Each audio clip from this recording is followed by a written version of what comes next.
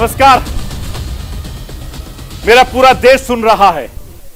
राष्ट्र की आवाज 130 करोड़ लोगों की एक ही आवाज। आपके साथ मैं हूं सरफराज, मैं सरफराज सैफी। आपको यह बताना चाहता हूं, संग्राम के 7वें दिन खूनी संघर्ष जारी है। रूसी सेना भी लगातार आक्रामक हो रही है। यूक्रेन भी पीछे हटने को तैयार नहीं दिखाई दे रहा। रूस के बड़े शहरों के हालात लगातार बिगड़ते जा रहे हैं। यूक्रेन की राजधानी कीव हो या खार्किव, रूसी मिसाइलों के निशाने पर युद्ध क्षेत्र का बिगड़ता माहौल भारत को लगातार डरा रहा है। खार्किव में फंसे भारतीय छात्रों की चिंता लगातार बढ़ती जा रही है। 1 घंटे के भीतर दूसरी एडवाइजरी जारी की गई है। भारतीय छात्रों को कैसे, किस तरीके से खार्किव से छोड़ने के लिए कहा जा रहा है, मैं आपको यह भी समझाऊंगा और यह भी बताऊंगा कि रूस की तरफ से परमाणु बम वाली धमकी अब सामने आ गई है। रूस जब जब यूक्रेन की किसी हरकत से परेशान होता है तो परमाणु वार वाला राग छेड़ देता है, विश्व युद्ध वाला राग छेड़ देता है। और इस बार किस बात पर नाराज हुआ है रूस, यह भी मैं आपको बताने जा रहा हूं। रूस और यूक्रेन के बीच युद्ध पर दुनिया भर की नजरें टिकी हुई हैं और सभी जानना चाहते हैं कि युद्ध किस तरीके से थम जाए, किस तरह से रूस पर नकेल लगाई जाए। रूस में बैंकों के आगे लोगों की लंबी लंबी कतारें लगी हुई हैं। मैं आपको यह भी समझाऊंगा कि जो युद्ध वाला इलाका है वहां पर किस तरीके से भारतीय फंसे हैं, उनको निकालने का ऑपरेशन गंगा लगातार जारी है और काफिला लगातार बढ़ता जा रहा है। इसका जो भी अपडेट है वो भी मैं आपको बताने वाला हूं, क्योंकि जिस तरीके से आप जानते हैं कि देश की राजधानी की दिल्ली की आवाज मैं देश के कोने कोने तक पहुंचाता हूं और देश के कोने कोने की आवाज मैं देश की राजधानी दिल्ली तक पहुंचाता हूं। आम लोगों की आवाज मैं हुक्मरानों तक पहुंचाता हूं, जिससे आपकी आवाज से मिल जाती है मेरी आवाज और बन जाती है राष्ट्र की आवाज।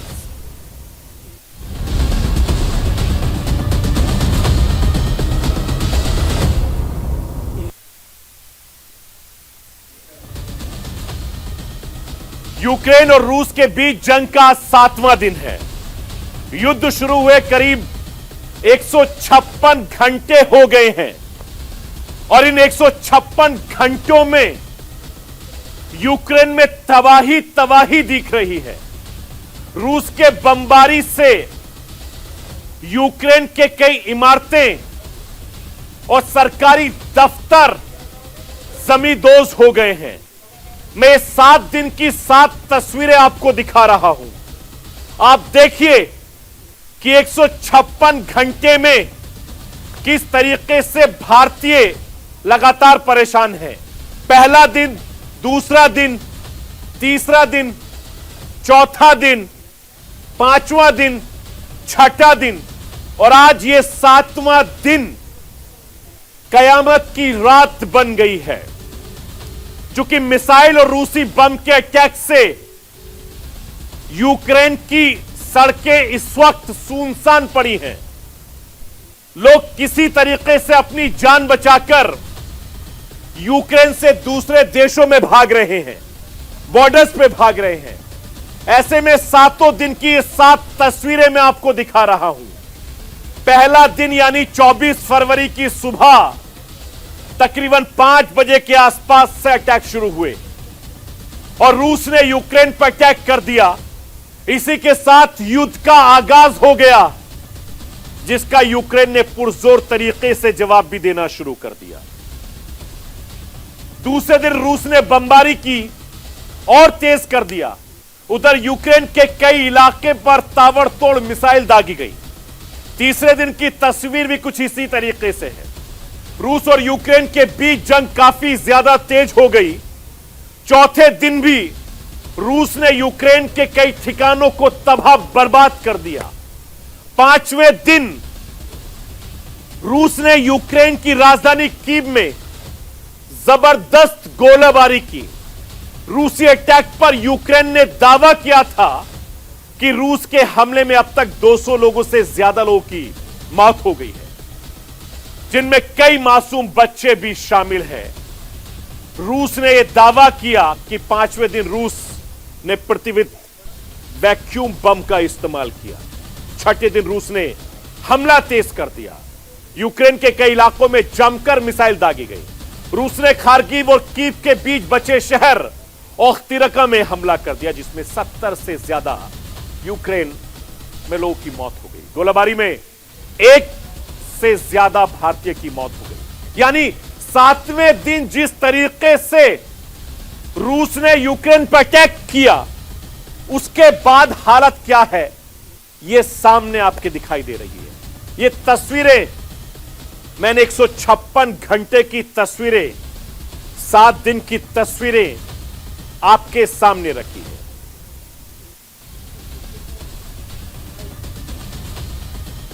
और इस वक्त एक बड़ी खबर आ रही है। खार्किव में भारतीयों के लिए इमरजेंसी एडवाइजरी की है। खार्किव छोड़ने के लिए बचा है और मैं आपको अगले आधे घंटे में बताने वाला हूं किस तरीके से है। हरदीप पुरी साहब चूंकि इस समय कैबिनेट मिनिस्टर हैं, हंगरी में इस समय मौजूद हैं, भारतीय स्टूडेंट्स को लाने के लिए वो वहां पर गए हैं। चूंकि खार्किव में भारतीयों के लिए इमरजेंसी छोड़ने के लिए आधे घंटे का वक्त बचा है। इस वक्त की बड़ी खबर मैं अपने दर्शकों को बता रहा हूं। रूस में पीएम मोदी और पुतिन की फोन पर इस समय बातचीत हुई है। चूंकि देश के प्रधानमंत्री नरेंद्र मोदी लगातार बातचीत कर रहे हैं और हरदीप पुरी साहब इस समय मेरे साथ जुड़ गए हैं। हरदीप पुरी साहब, हमारे देश के प्राइम मिनिस्टर नरेंद्र मोदी साहब इस समय इंडिया में वो पुतिन साहब से बातचीत कर रहे हैं, उनसे हाई लेवल की मीटिंग कर रहे हैं और आप खुद इस समय हंगरी में मौजूद हैं।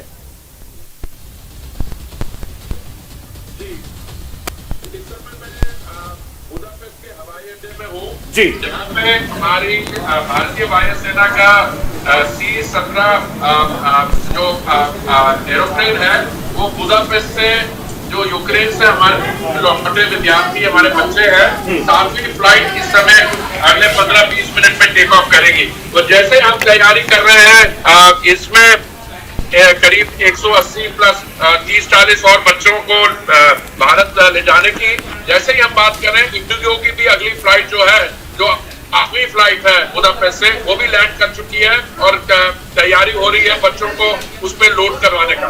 तो जैसे मैंने आपको बताया, 24 फरवरी को जब ये मिलिट्री ऑपरेशन शुरू हुए, 26 फरवरी से एक दिन बाद से लेके कल तक 1 मार्च तक हम 1140 बच्चों को भेज पाए थे। और कल जिस उड़ान इंडिगो पे मैं आया, उस पे वो 5वीं उड़ान थी, उस पे 220 बच्चे गए। आज सुबह 5:45 बजे एक फ्लाइट गई स्पाइसजेट की और ये अभी 7वीं फ्लाइट है और आज 2 और फ्लाइट्स जाएंगी।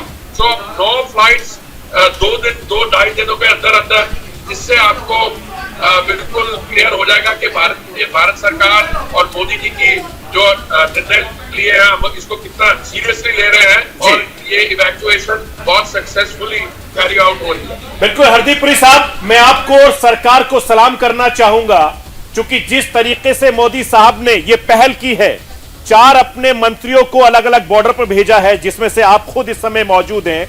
लगातार आप हिंदुस्तानी जो छात्र हैं बॉर्डर पर रहकर, एयरपोर्ट पर रहकर उनका हौसला अफजाई कर रहे हैं। वाकई में जब आपके स्टूडेंट से बातचीत हो रही है, आपको देखकर लोगों में बड़ा खून बढ़ गया होगा। मैं आपको ये बताना चाहता हूँ, अभी मैंने बच्चों के चेहरे पे जो एक्सप्रेशन देखा, तो कह रहे थे कि पत्रकार जो आए हुए हैं एक चैनल के, उन्होंने उनसे पूछा कि आपको मंत्री से मिलकर खुशी है। मैंने कहा नहीं, मंत्री से मिलकर इनको खुशी नहीं है, जितनी इनको खुशी है कि हवाई जहाज में जा रहे हैं और वो भी भारतीय वायुसेना की उड़ान कर रहे हैं। तो सब लोग खुश हैं। अब हम यही प्रार्थना करते हैं कि ये सुरक्षित सब लोग पहुंच जाएं और जो बाकी हमारे बच्चे यूक्रेन में अभी तक हैं वो भी सुरक्षित हमारे यहाँ या पोलैंड या रोमानिया तक पहुंच जाएं कि हम उनको भी जी। हरदीप पुरी साहब, लगातार आप जो स्टूडेंट से बातचीत कर रहे हैं, आपके वीडियो में देख रहा हूं, आपके वीडियो लगातार मुझे मिल रहे हैं और जिस तरीके से बच्चों का हौसला अफजाई आप कर रहे हैं वो वाकई में काबिले तारीफ है। चूंकि इस मुश्किल वक्त की घड़ी में आप वहां पर मौजूद हैं, बच्चों का और हिंदुस्तानियों का आप हौसला बढ़ा रहे हैं और तमाम जो हिंदुस्तानी इस समय अलग अलग बॉर्डर पर फंसे हुए हैं वो मोदी साहब की सरकार की तरफ देख रहे हैं, आप जैसे काबिल कद्दावर मंत्री की तरफ देख रहे हैं। ऐसे तमाम परिवार वाले इस समय आपको सुन रहे हैं राष्ट्र की आवाज के जरिए, जिनके बच्चे यूक्रेन के बॉर्डरों पर फंसे हैं। आप राष्ट्र की आवाज के जरिए क्या कहना चाहेंगे उन परिवार को? मैं सिर्फ सबको यही कहना चाहूंगा कि ये इस समय सिर्फ भारत में जो हमारे भाई बहन है उनका आशीर्वाद है, उनका समर्थन है, पर जो हमारे बाकी देशों में हमारे जो ओवरसीज इंडियंस हैं, जिस शानदार तरीके से वो उन्होंने वॉलंटियर किया काम है। इस समय जब मैं आपको शायद पिक्चर दिखाने की कोशिश करूंगा, एक हमारे हिंदुस्तानी है जो 40 साल से यहाँ है, उनके रेस्टोरेंट से जो है लिखाया जा रहा था, उनकी हंगेरियन वाइफ है और मैं आपको ये अभी चित्र दिखाने की कोशिश करता हूँ। तो ये वॉलंटियर एफर्ट जो है, जो सारे मैं समझता हूँ भारत की सरकार का एफर्ट है, प्रधानमंत्री जी ने जो निर्णय लिया और बाकी सब गवर्नमेंट की डिपार्टमेंट ने लिया, बट उसके अलावा जो लोकल लोगों ने वॉलंटियर किया उसकी भी मैं प्रशंसा करना चाहता हूँ। हमारा जो भारतीय समाज जो हंगरी का है, उन्होंने भी जो मेहनत की और बाकी जो सब सोशल ऑर्गेनाइजेशंस हैं हमारे यहाँ पे, एनजीओ, सिविल सोसाइटी, उन सबका मैं धन्यवाद करना चाहता हूँ आपके माध्यम से। बिल्कुल हरदीप पुरी साहब, देश के प्रधानमंत्री नरेंद्र मोदी जिस समय मैं और आप बातचीत कर रहे हैं वो हाई लेवल के यहाँ पर मीटिंग कर रहे हैं और ऑपरेशन गंगा को सफल बनाने के लिए आपकी बातचीत आपको दिखाना चाहता हूँ। ग्रुप कैप्टन पटनायक जो इस फ्लाइट को ले जाते हैं दिल्ली, और लगातार उनसे मैंने बातचीत की, उन्होंने एक एक चीज के बारे में मैं बताया और जिस समय मैं बातचीत कर रहा था उस समय हरदीप पुरी साहब जो भारतीय स्टूडेंट्स थे उनको प्लेन में बिठा रहे थे ऑपरेशन गंगा के तहत। लगातार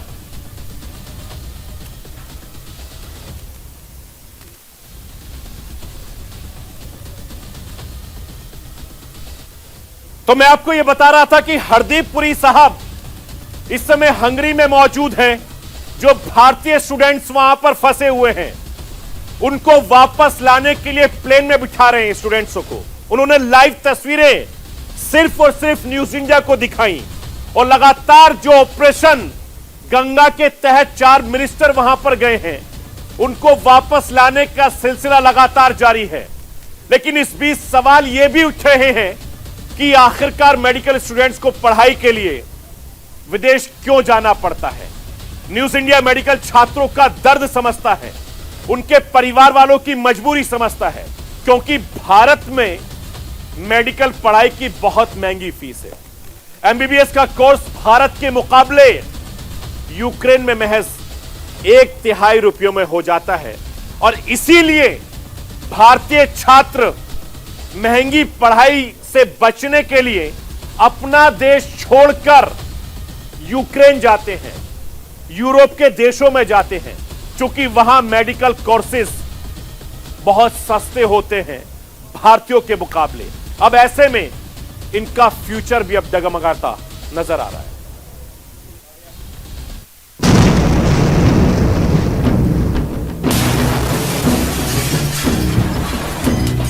यूक्रेन पर रूस के हमले को 1 हफ्ता पूरा हो गया है।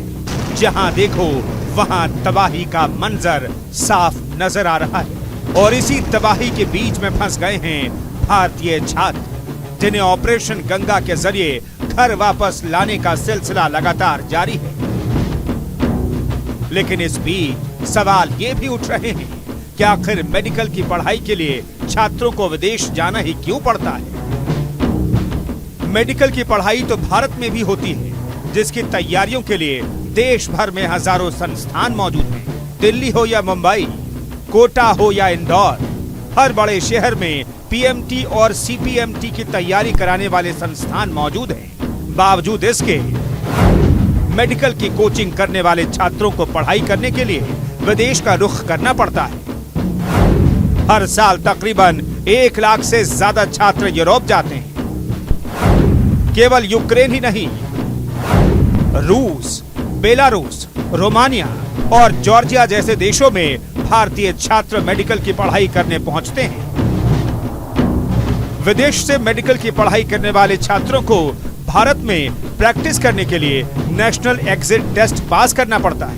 बावजूद इसके मेडिकल की पढ़ाई के लिए छात्रों की फर्स्ट चॉइस विदेश ही क्यों है? इसकी सही वजह जानने के लिए न्यूज इंडिया ने ग्राउंड जीरो से पड़ताल की।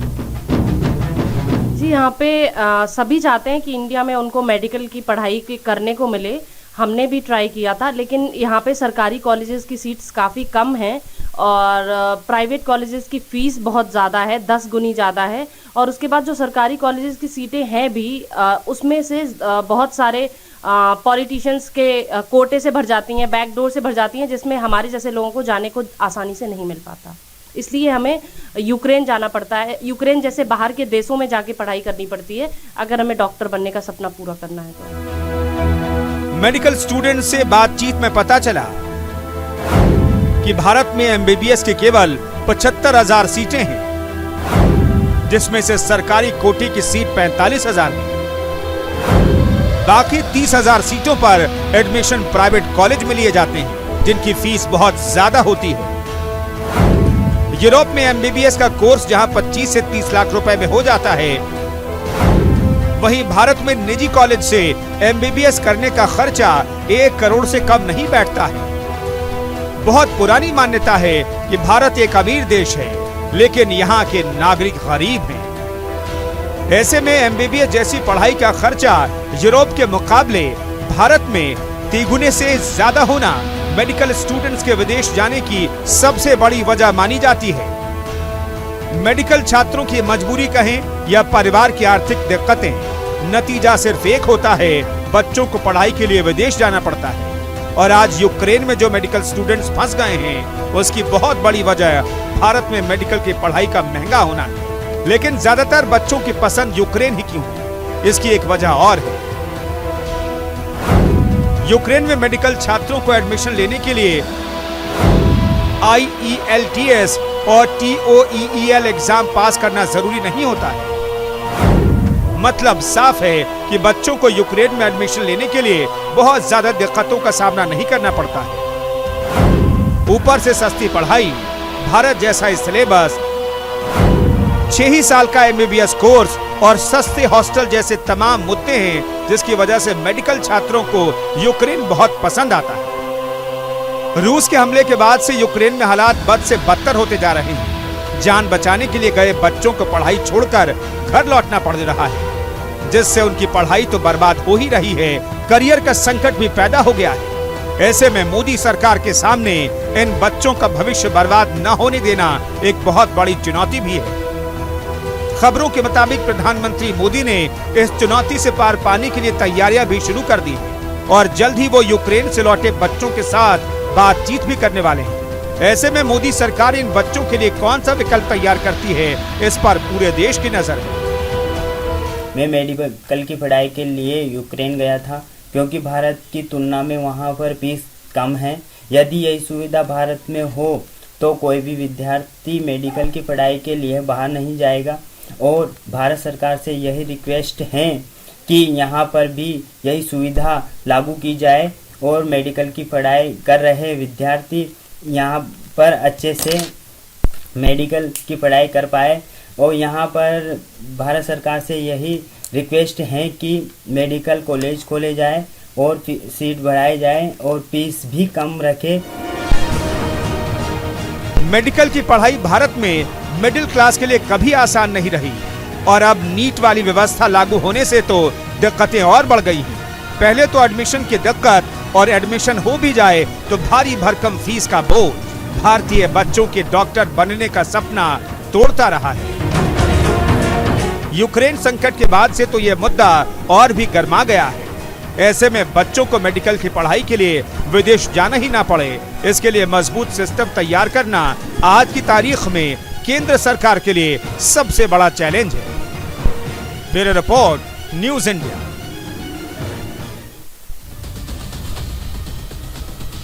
और राष्ट्रीय आवाज में रुकूंगा एक छोटे से ब्रेक के लिए। ब्रेक के बाद जब वापस आऊंगा तो आपको बताऊंगा कि ऑपरेशन गंगा लगातार दिन पर दिन रफ्तार बढ़ रही है और किस तरीके से भारतीय स्टूडेंट्स को अलग अलग बॉर्डर के जरिए वतन वापसी की कोशिश हो रही है। आखिर कैसे, बताऊंगा इस छोटे से ब्रेक के बाद। और ताजा हालात क्या हैं यूक्रेन के, यह भी मैं आपको बताऊंगा। आप कहीं मत जाइए, बने रहिए मेरे साथ और देखते रहिए राष्ट्र की आवाज।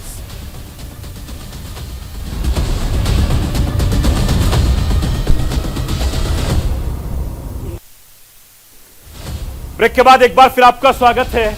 आप देख रहे हैं राष्ट्र की आवाज। ऑपरेशन गंगा दिन पर दिन रफ्तार पकड़ता जा रहा है और इस मिशन में वैसे तो देश के प्रधानमंत्री नरेंद्र मोदी ने अपनी पूरी टीम लगा दी है। वो खुद भी इस पूरे मिशन पर खुद ध्यान दे रहे हैं। यही वजह है कि देश के प्रधानमंत्री नरेंद्र मोदी लगातार हाई लेवल मीटिंग कर रहे हैं। ऑपरेशन गंगा में पीएम मोदी ने अपने 4 मंत्री यूक्रेन के अलग अलग बॉर्डर पर भेज दिए हैं। वो वहां से बच्चे को ऑपरेशन गंगा के तहत हिंदुस्तान भेजने में जुट गए हैं। देश के प्रधानमंत्री नरेंद्र मोदी को मेरे हिंदुस्तान के जो भाई बहन हैं उसके प्रति जिम्मेदारी का एहसास हो रहा है और वो लगातार ऑपरेशन गंगा पर खुद नजर बनाए हुए हैं। अब से थोड़ी देर पहले मैंने केंद्रीय मंत्री हरदीप सिंह पुरी से बातचीत की थी। उन्होंने बताया कि लगातार एक के बाद एक जो भारतीय वायुसेना के प्लेन हैं उसके जरिए ऑपरेशन गंगा के जरिए कामयाबी हाथ लग रही है और भारतीय स्टूडेंट्स अलग अलग बॉर्डर से हिंदुस्तान वापसी आ रहे हैं।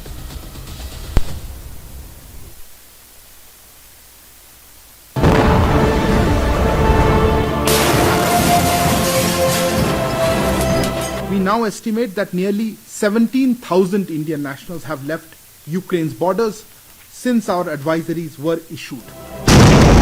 युद्धग्रस्त यूक्रेन से ऑपरेशन गंगा के तहत भारतीयों को वापस लाने का सिलसिला जारी है। 24 फरवरी के बाद से ही ये सिलसिला दिन ब दिन रफ्तार पकड़ता जा रहा है और अब विदेश मंत्रालय ने पुष्टि कर दी है कि हजारों भारतीय यूक्रेन से निकलकर सेफ जोन में पहुंच गए हैं और जल्द ही उनकी स्वदेश वापसी भी हो जाएगी। देखिए, अभी हमने देखा होगा कुछ ही देर पहले हमने एडवाइजरी, हमारी एम्बेसी ने एडवाइजरी जारी की है जिसमें हमारे नागरिक, हमारे छात्र जो खार्किव शहर में हैं, हमें मालूम है कुछ दिक्कतें आ रही हैं जो स्टूडेंट्स हैं वहां पे निकलने में, ये स्वाभाविक है और हम उनके कोऑर्डिनेशन कर रहे हैं स्टूडेंट कोऑर्डिनेटर से, तो हम आगे करें। यूक्रेन पर रूस के हमले को 1 हफ्ता बीत चुका है। इस 1 हफ्ते में यूक्रेन को मानो किसी की नजर लग गई है।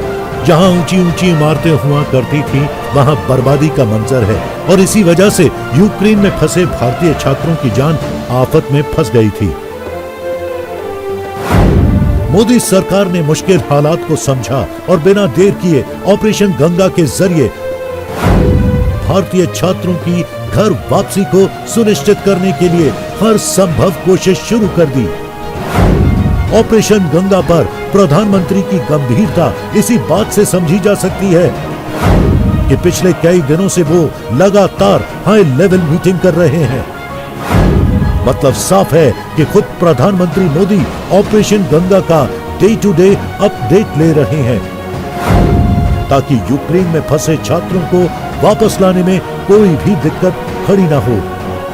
पूरी दुनिया की नजरें यूक्रेन और रूस के युद्ध पर टिकी हैं, लेकिन भारत के हजारों परिवारों की निगाहें अपने बच्चों पर टिकी हैं। हर किसी को बस उस वक्त का इंतजार है जब उनके बच्चे सकुशल घर वापस आ जाएं। और इसीलिए प्रधानमंत्री मोदी ने अपने 4 मंत्रियों को विदेश भेज दिया है। ऑपरेशन गंगा के तहत ज्योतिरादित्य सिंधिया रोमानिया और मालडोवा के मोर्चे पर हैं, जबकि हरदीप सिंह पुरी ने मिशन हंगरी संभाल लिया है। किरण रिजिजू स्लोवाकिया में भारतीय छात्रों का हालचाल जान रहे हैं, तो जनरल वीके सिंह ने पोलैंड में जिम्मेदारी संभाल ली है। आप में से ज्यादातर लोग तो यहाँ पर बैठे हैं जिनको अपना घर प्यारा है, वो जाने की तैयारी में है, क्योंकि आपके पेरेंट्स भी आपको बुला रहे हैं, वो ज्यादा वरीड है। एक चीज को याद रखिए कि अगर आपकी पढ़ाई पूरी नहीं हुई, पोलैंड के जितने भी लोगों से मैं मिला हूं वो कह रहे हैं कि हम जितने भी बच्चे यूक्रेन में थे उनकी पढ़ाई कराने का जिम्मा लेते।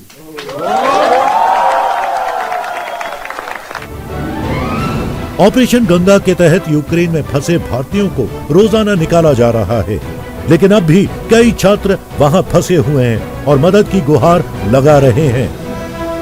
यहाँ पर ऑलरेडी 200 से ज्यादा बंदे फंसे हुए हैं। अभी हमारे पास कोई सिक्योरिटी भी नहीं है ताकि कोई अंदर से घुसे या उसे ब्लॉक करने के लिए सारे गेट्स ओपन पड़े हैं। हम बस चाहते हैं कि कुछ भी लाइक इवैक्यूएशन, हमें पता है कि हम इंडिया पहुंचेंगे, लेकिन एटलीस्ट जल्दी से जल्दी पहुंचे। युद्ध काल में ऑपरेशन गंगा ने हजारों छात्रों और उनके घर वालों को बड़ी राहत पहुंचाई है, वो भी ऐसे वक्त में जब यूक्रेन अपने सबसे मुश्किल वक्त से गुजर रहा है। मिसाइल और गोलीबारी से यूक्रेन हलकान है, लेकिन जिस तरह से भारत सरकार ने तेजी से अपने छात्रों को यूक्रेन से निकाला है, वो वाकई गर्व महसूस कराता है, क्योंकि कई छात्रों ने अपनी आपबीती में ये बताया कि जब वो वापस लौट रहे थे तब सैनिकों ने उन्हें घेर लिया था, लेकिन जैसे ही उन्हें पता चला कि वो भारतीय हैं तो उनसे कुछ नहीं कहा। खास बात ये जो है, जो आज हमें एक भारतीय होने का जो गर्व हो रहा है, वो इसीलिए हो रहा है क्योंकि आज जब हमने हमारे राज्य टर्नोपिल से बॉर्डर की तरफ आए तो हमने बीच में 3 राज्य क्रॉस किए और तीनों राज्यों में हमें बिना चेकिंग के सिर्फ हमारी गाड़ी के ऊपर भारत का झंडा था, ये देखकर हमें जाने दिया।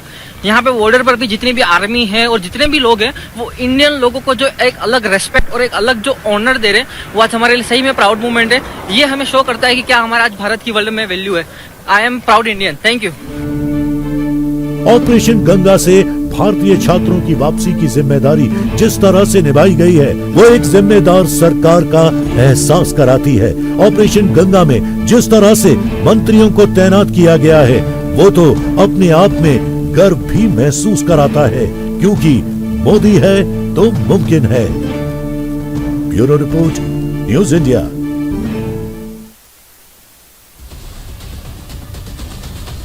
तो मोदी साहब के 4 मंत्री लगातार अलग अलग बॉर्डर पर भारतीयों को निकालने के लिए, उनका हौसला अफजाई करने के लिए ऑपरेशन गंगा के तहत डटे हुए हैं।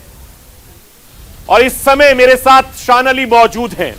पिछले कई दिनों से शान अली लगातार न्यूज इंडिया को यूक्रेन के कीव से जानकारी दे रहे थे, लेकिन बड़ी मुश्किल हालात से वो निकलकर स्लोवाकिया इस समय वो पहुंच चुके हैं। इस समय मेरे साथ लाइव हैं और उनके साथ में गजेंद्र चौधरी भी मुझे नजर आ रहे हैं, उनसे भी मैं बातचीत करूंगा। शान, पिछले कई दिनों से आप कीव से चले गए थे, हमारे दर्शकों को सबसे पहले यह बताइए कि इतने दिन आप जो मुश्किल भरे वक्त देखे, एक तो उसका एक्सपीरियंस शेयर कीजिए हमारे दर्शकों को, जो मुश्किल भरे हालात आपने देखे। जी सर, मैं बताना चाहूँगा कि जिस दिन वहाँ पे बॉम्बिंग हुई थी और उसके बाद में एक दिन का कर्फ्यू लगा दिया गया, तो उस कर्फ्यू से बहुत हमको परेशानी हुई और हमें ये लग रहा था ये कर्फ्यू पता नहीं कब खुलेगा, लेकिन थैंक गॉड वो खुला और नेक्स्ट डे हमने सुबह ही चलने का प्लान बनाया। जैसे ही हमने देखा कि अगर लोग निकल रहे हैं घर से, गाड़ियाँ चल रही हैं रोड पर, तो हमने टैक्सी बुक करी। देन हम रेलवे स्टेशन पर पहुंच गए, लेकिन रेलवे स्टेशन पे भी इतनी भीड़ थी कि हमको खुद डर लग रहा कि ऐसा ना हो कि यहाँ पे कोई बम गिर जाए। फिर उसके बाद में हमने कंटिन्यू 18 घंटे की जर्नी की। पहले हम ट्रेन से टर्नोपिल गए, टर्नोपिल से फिर हम उजगरोद गए। फिर उजगरोद से हमने सुबह 5:30 बजे स्लोवाकिया बॉर्डर है 3 किलोमीटर, फिर पैदल चले 3 किलोमीटर, then we reached in Slovakia. तो अभी इस समय आप स्लोवाकिया में इस समय मौजूद हैं। शान, ये बताइए कि जितना वक्त आपने गुजारा, उस वक्त में जब आप कीव से निकल रहे थे, तो क्या उस समय भी हालात बहुत बद से बदतर हो गए थे? खबर यह मिल रही है कि 80% से ज्यादा कीव खाली हो गया है। जी सर, आई थिंक 90% जो लोकल्स थे उनकी फैमिली ऑलरेडी जा चुकी थी। ज्यादातर इंडियन स्टूडेंट फंसे हुए थे और जो वहाँ की लोकल पॉपुलेशन थी जो वहाँ पर फाइट कर रही थी, वो लोग रुके हुए थे। हर चप्पे चप्पे पर, हर कॉर्नर पर पुलिस खड़ी हुई थी और जो वॉलंटियर्स थे जो फाइट कर रहे थे, लोकल पर्सन, वो चेकिंग कर रहे थे। हमारी भी गाड़ी 2-3 जगह रोकी गई, टैक्सी जो की थी हमने, फिर उसके बाद में हमारा पासपोर्ट देखकर छोड़ बहुत मतलब खौफ भरा था। हमको लग रहा था हम पहुंचेंगे या नहीं पहुंचेंगे। गजेंद्र चौधरी, मैं आपसे समझना चाहूंगा क्योंकि आपने भी बड़ा मुश्किल वक्त देखा है और जिस तरह का डर, दहशत, मौत को आपने बहुत करीब से वहां से देख कर आए हैं, अपना एक्सपीरियंस भी हमारे दर्शकों से शेयर कीजिए। जी सर, मैं भी कीव से जब मूव किया था ट्रेन लेके, तो 10 घंटे ट्रेन में खड़े रह के ट्रेवल करना पड़ा और फिर उसके बाद टर्नोपिल से बस लेके वहाँ पे उस पे फ्लैग लगा के, इंडियन फ्लैग लगा के, फिर हमने उजगरोद के लिए 6 घंटे का ट्रेवल किया। तो बहुत मुश्किल हुई उसमें। एंड उसके बाद जब आगे बढ़ना था बॉर्डर की तरफ, तो नाइट का टाइम था, तो कर्फ्यू था, उसकी वजह से हम बढ़ नहीं पाए। तो अर्ली मॉर्निंग ही हमें जो हमारे कॉन्ट्रैक्टर सर थे उन्होंने इन्फॉर्म किया कि अभी ये वाली बॉर्डर पे भीड़ नहीं है तो जल्दी निकल जाओ इसके लिए। तो हम उसी टाइम टैक्सी बुक करा के कर्फ्यू के अंदर, 7 बजे कर्फ्यू खुलने वाला था, तो हमने 6 बजे टैक्सी बुक करा के वहां के लिए निकल गए। क्या मुझे आप दोनों में से कोई ये बता सकता है कि कीव और खार्किव के उसके आसपास के इलाकों में जो रूसी सेना ने जो कहर बरपाया, क्या वो तस्वीरें आप देख पाए या धमाके जो लगातार हो रहे थे उसके बाद की जो खबर आपको मिल पाई कुछ अंदर से? जी सर, खबर मिली, लेकिन हमें बहुत बुरा लगा खबर को देखकर, क्योंकि यूक्रेन इतनी खूबसूरत सिटी है, कीव इतनी खूबसूरत सिटी है, खार्किव इतना सुंदर है, लेकिन ये जो रशियन इन्वेडर्स थे इन्होंने सब बेकार कर दिया। अब हमको लगता है कि पता नहीं जब हम वापस लौटेंगे तो कब कीव फिर से ऐसा खूबसूरत दिखाई देगा। जो आपके साथी थे गजेंद्र, वो साथी सब निकल गए, चूंकि अब तो ऑपरेशन गंगा के तहत हिंदुस्तान लाया जा रहा है। क्या आपसे भी कोशिश हुई है कि आपको भी वापस लाया जाए? कोई बातचीत आपकी हो पाई है गवर्नमेंट के थ्रू? यस सर, आपके थ्रू मैं गवर्नमेंट को एक मैसेज देना चाहता हूं कि जल्दी से जल्दी 2 स्टेट है जो ज्यादा खतरे में है, जैसे खार्किव एंड सूमी, वहां पे अभी भी बच्चे फंसे हैं, तो उनको प्लीज जल्दी से जल्दी निकालने की कोशिश करें, क्योंकि वो और भी ज्यादा पैनिक कर रहे हैं, क्योंकि वहां अभी दिन के टाइम भी बम्बिंग वगैरह हो रही है, काफी ज्यादा हो रही है, फायरिंग हो रही है, तो बच्चे बहुत ज्यादा डर गए हैं उससे। अब तो चूंकि गवर्नमेंट ने भी एडवाइजरी जारी कर दी है कि शाम 6 बजे तक पूरा कीव और खार्किव खाली कर दिया जाए, कुछ और ऐसे एक्सपीरियंस है जो हमारे दर्शकों से आप शेयर करना चाहेंगे? यस सर, एक्सपीरियंस में लाइक हमें जब दूसरी यहाँ कंट्रियों में जब हमने लिया तो वहाँ पे बहुत ही हेल्पफुल थी। जैसे हमने स्लोवाकिया में लिया, यहाँ पे खाना प्रोवाइड किया जा रहा था हमारे लिए, जो भी लोग आ रहे थे उनको अच्छे से कपड़े, क्योंकि ठंड काफी है तो कपड़े प्रोवाइड किए जा रहे हैं। और मतलब जो नेबर कंट्रीज है वो हेल्प कर रही है अभी जो भी रिफ्यूजी आ रहे हैं उनको, सभी को। चलिए शान और गजेंद्र, आप दोनों का बहुत बहुत शुक्रिया। आप अपना ख्याल कीजिए। उम्मीद करते हैं कि आप जब सकुशल वापसी हिंदुस्तान आएंगे तब मैं आपसे स्टूडियो में भी बातचीत करूंगा। बहुत बहुत शुक्रिया अपना वक्त देने के लिए, और वापस आप दोनों अपना ख्याल रखिए जब तक हिंदुस्तान ना लौटाएं, चूंकि अभी भी ये अच्छी बात है कि आप उस यूक्रेन से बाहर निकल गए हैं, लेकिन हिंदुस्तान अभी आना आपका बाकी है। बहुत बहुत शुक्रिया। और आप जैसे तमाम जो साथी हिंदुस्तानी भाई बहन मेरे वहां पढ़ने के लिए गए हैं, मैं भी उनकी सलामती की दुआ करता हूं, कोशिश करता हूं कि ऑपरेशन गंगा के तहत उम्मीद करता हूं कि आप सब लोग सकुशल वापसी आएंगे। युद्ध इलाके से फिर से परमाणु युद्ध की धमकी सामने आई है। युद्ध क्षेत्र से एक बार फिर से तीसरे विश्व युद्ध की जो धमकी सामने आई है, उससे रूस और यूक्रेन के बीच खूनी संघर्ष बहुत तेज होता जा रहा है। हालात और भी ज्यादा खतरनाक हो रहे हैं। मैं आपको यह बताना चाहता हूं कि 7वें दिन भी यूक्रेन पर जोरदार बमबारी हो रही है और यूक्रेन के कई शहर रूसी सेना के कब्जे में आ चुके हैं। खासतौर से कीव और खार्किव जैसे बड़े शहर में हर तरफ मलबे के ढेर नजर आ रहे हैं। हालात बद से ज्यादा बदतर नजर आ रहे हैं।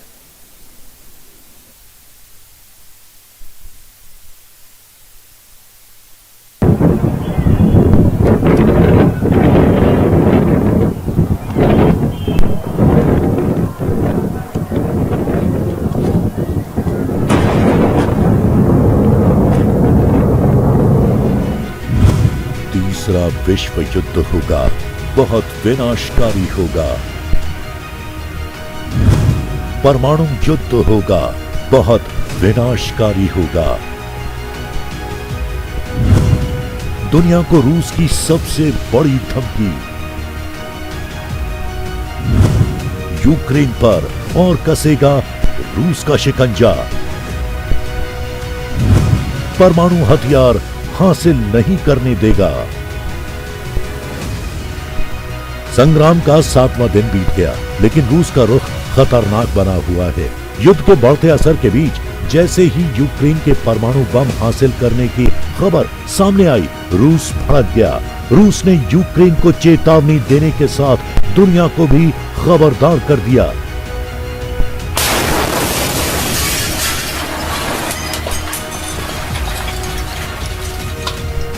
अगर किसी ने यूक्रेन को परमाणु हथियार देने की कोशिश की तो अंजाम बुरा होगा। रूस के विदेश मंत्री सरगेई लवरोवा की इस चेतावनी ने दुनिया को एक बार फिर डरा दिया है। कुछ दिनों पहले ही रूस के राष्ट्रपति व्लादिमीर पुतिन अपनी न्यूक्लियर ट्रायड को हाई अलर्ट पर जाने के निर्देश दे चुके हैं। रूस की धमकी यूक्रेन भी कहां मानने वाला है। यूक्रेन भी परमाणु बम हासिल करने के लिए हाथ पैर मार रहा है। ऐसे में एक बार फिर दुनिया पर तीसरे विश्व युद्ध के साथ परमाणु युद्ध का खतरा गहरा गया है। 7वें दिन यूक्रेन के दूसरे सबसे बड़े शहर खार्किव शहर पर हमला जारी रहा। रात भर भयानक बमबारी की आवाजें आती रही।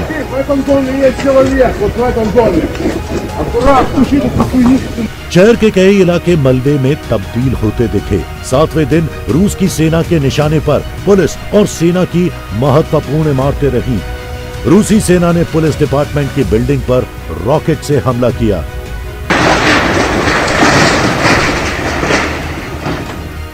हमले में खार्किव के पुलिस मुख्यालय की बिल्डिंग को जबरदस्त नुकसान पहुंचा।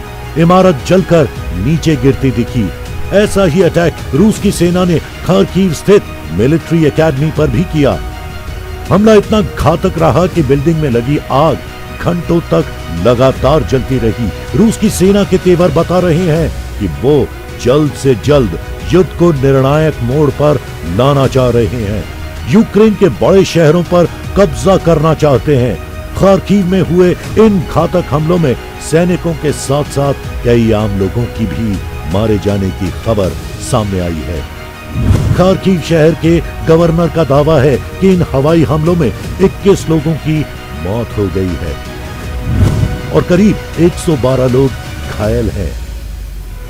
7वें दिन का बड़ा अपडेट यूक्रेन के खेरसन शहर से सामने आया।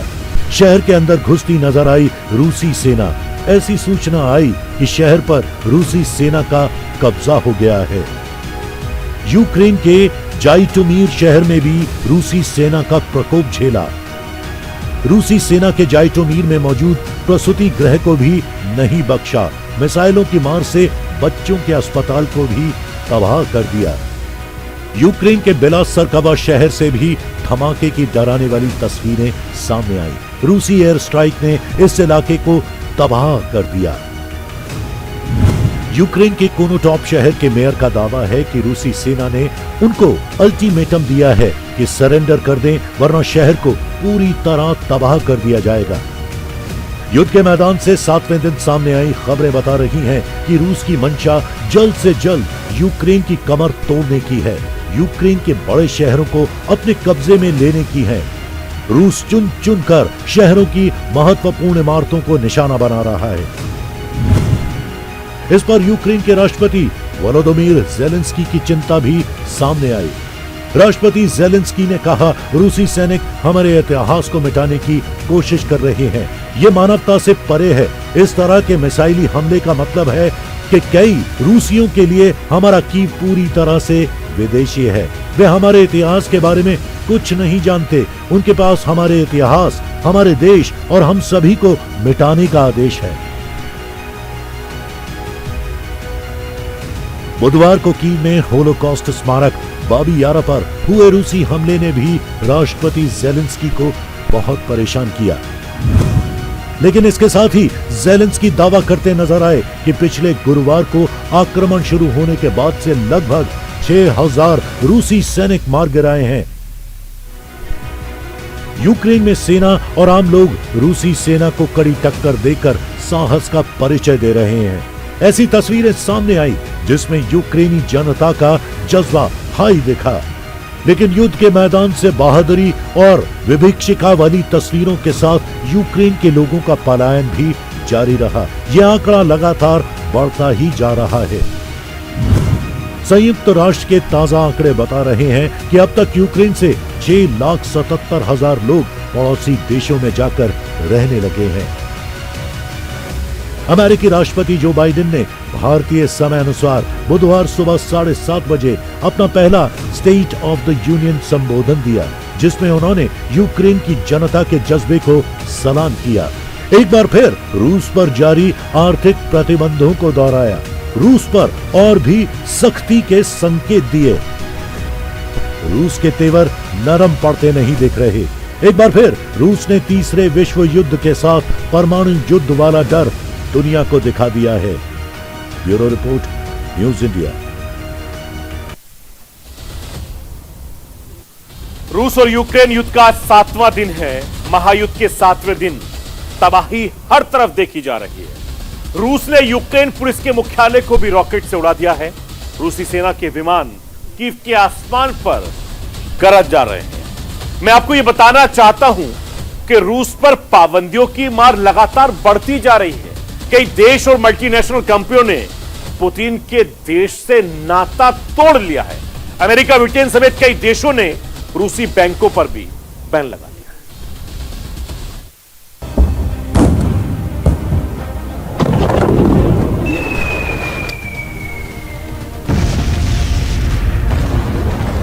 रूस और यूक्रेन के बीच जंग लगातार 7 दिनों से जारी है।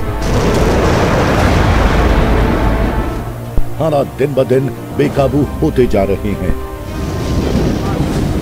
युद्ध की वजह से यूक्रेन में तबाही का मंजर है। रूसी अटैक से इमारतें जमींदोज होती जा रही हैं। पुतिन की आक्रामकता का जवाब देने के लिए दुनिया उनके खिलाफ लामबंद हो गई है। इस लामबंदी में रूस पर कई तरह के प्रतिबंध लगाए जा रहे हैं। यूरोपियन देशों के अलावा ब्रिटेन और अमेरिका भी रूस का विरोध कर रहे हैं।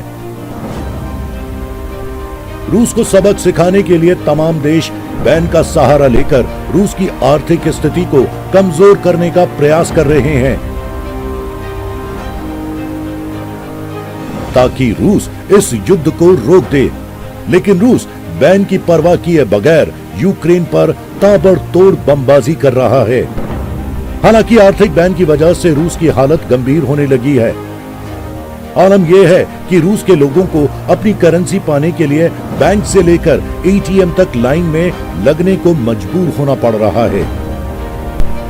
आम आदमी हो या अमीर आदमी, हर कोई लाइन में लगा है और सभी को नकदी के लिए मारामारी करनी पड़ रही है, क्योंकि रूस के बैंकिंग सिस्टम पर पश्चिमी प्रतिबंधों का गहरा असर हुआ है।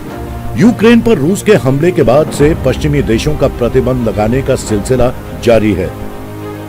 ऐसे में आइए आपको बताते हैं कि रूस पर किस देश का और किस कंपनी ने क्या प्रतिबंध लगाया है। अमेरिका ने अपना एयर स्पेस रूस के लिए बंद कर दिया है।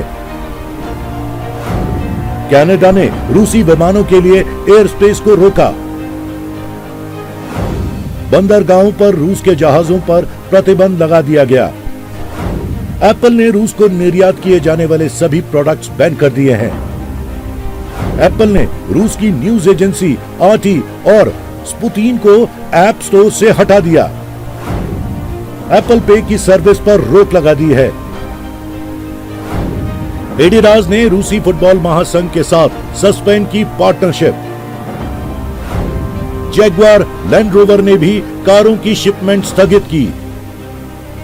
अमेरिका और ब्रिटेन ने रूस के सबर बैंक और BTV बैंक पर प्रतिबंध लगाए हैं। जर्मनी ने भी नॉर्ड स्ट्रीम 2 गैस पाइपलाइन परियोजना को रोकने के संकेत दिए। पोलैंड, चेक गणराज्य, बुल्गारिया और एस्टोनिया ने रूसी विमान कंपनियों के लिए अपने हवाई क्षेत्र को बंद कर दिया। यूरोपीय संघ ने रूस के कई लोगों और प्रतिष्ठानों पर यात्रा और वित्तीय प्रतिबंध लगा दिए हैं। अमेरिका और ब्रिटेन के साथ मिलकर EU ने रूस के चुनिंदा बैंकों को स्विफ्ट बैंकिंग प्रणाली से अलग करने पर सहमति जताई है। YouTube ने भी रूस पर बड़ी कार्रवाई की है। YouTube ने रूसी सरकार के RT समेत कई मीडिया चैनलों के लिए वीडियो विज्ञापन से मिलने वाले पैसों पर प्रतिबंध लगा दिया है। अमेरिका ने पश्चिमी देशों में रूसी केंद्रीय बैंकों की संपत्ति को फ्रीज कर दिया है। रूस को वैश्विक बैंकिंग सिस्टम स्विफ्ट प्रणाली से भी काटने की बात हो रही है। इससे रूस को हर दिन बहुत बड़ा नुकसान झेलना पड़ सकता है। अमेरिका ने यह भी संकेत दिया है कि वो रूस के डायरेक्ट इन्वेस्टमेंट फंड को पूरी तरह से रोक देगा। इससे रूस को 630 अरब अमेरिकी डॉलर का नुकसान होगा। दुनिया भर से लग रहे प्रतिबंधों से रूस को यह नुकसान काफी महंगा पड़ने वाला है। बताया जा रहा है कि रूस मंदी की चपेट में आ सकता है। आर्थिक प्रतिबंधों का असर दिखने लगा है। रूस की करेंसी रूबल में भारी गिरावट देखी जा रही है। युद्ध से पहले 75 रूबल की कीमत $1 थी। युद्ध शुरू होने के बाद इसमें भारी गिरावट आई। $1 के बदले अब लोगों को 113 रूबल देने होंगे। शेयर बाजार 40% तक गिर चुका है। 630 अरब डॉलर के विदेशी मुद्रा भंडार को फ्रीज कर दिया गया है। ब्याज दरों में 9.5% से 20% तक का भारी इजाफा हो गया है। यूक्रेन पर रूसी आक्रमण के बाद जहां रूस पर प्रतिबंधों का दौर जारी है, वहीं दुनिया के कई देश और संस्थाएं यूक्रेन को खुलकर मदद कर रही हैं। वर्ल्ड बैंक यूक्रेन को मदद देने की तैयारी कर रहा है।